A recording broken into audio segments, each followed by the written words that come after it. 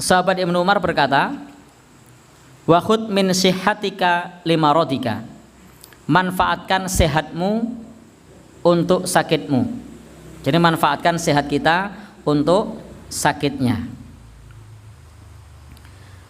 Di bab ini kita perlu tahu bahwa fal insan idza kana sahihan, apabila kita sehat, kita qadiran alal a'mal, kita mampu beramal dalam keadaan berlapang dada. Tetapi wa idza marido, tetapi kalau kita sakit, maka mau mengerjakan sesuatu itu rasanya berat. Ma'em saja rasanya ndak enak, aras-arasan, memeng, apalagi beramal. Maka perintahnya, kata sahabat Ibnu Umar, jadikan sehatmu untuk masa sakitmu atau sebelum sakitmu. Bapak Ibu, kalau kita terbiasa amal soleh, jadi kita sudah terbiasa amal soleh, lalu kemudian kita sakit, maka pada saat kita sakit itu masih mendapatkan pahala pada saat kita sehat. Maka namuqiman sahihan.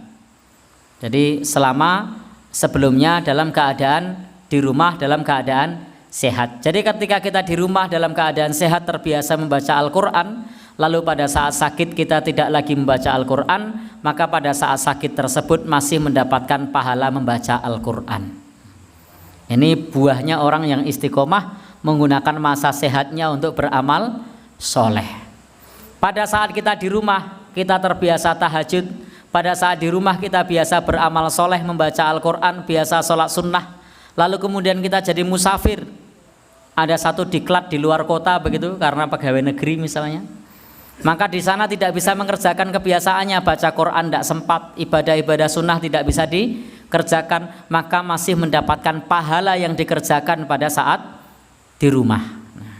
Inilah salah satu di antara keistimewaan orang yang beramal soleh pada saat masih mukim dan pada saat masih sehat.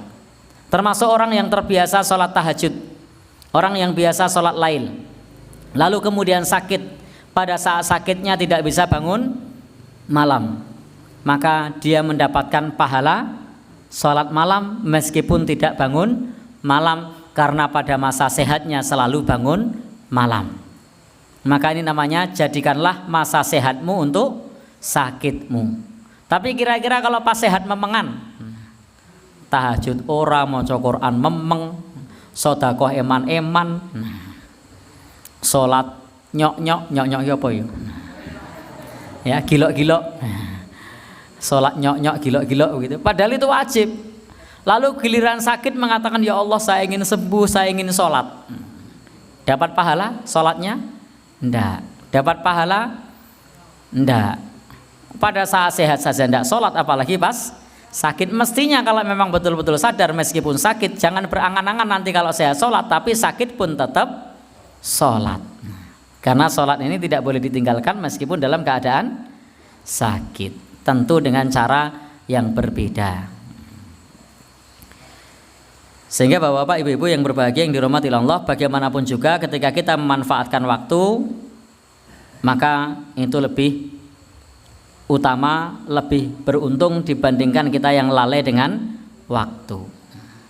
Prinsipnya di sini, ketika kita sehat bisa investasi amal soleh untuk masa pada saat sakit. Insya Allah pahalanya masih dihitung mengalir sebagaimana mukiman sahihan, kata Nabi Shallallahu Alaihi Wasallam. Sebagaimana pada saat mukim, sebagaimana pada saat sehat. Padahal saat itu sudah tidak mengamalkan apa yang diamalkan pada saat mukim, tidak mengamalkan apa yang diamalkan pada saat sehat, tetapi pahalanya masih mengalir karena pada saat sakit tersebut sudah punya amalan pada saat masih sehat. Tapi ingat, amal wajibnya tetap dikerjakan. Jadi jangan pernah berpikir bahwasanya kalau pada saat sehat sholat, engko nek pas ra sehat ora sholat wis entuk ganjaran ini. Bukan, itu untuk amal sunnah, bukan untuk amal wajib. Enak men terus ora sholat.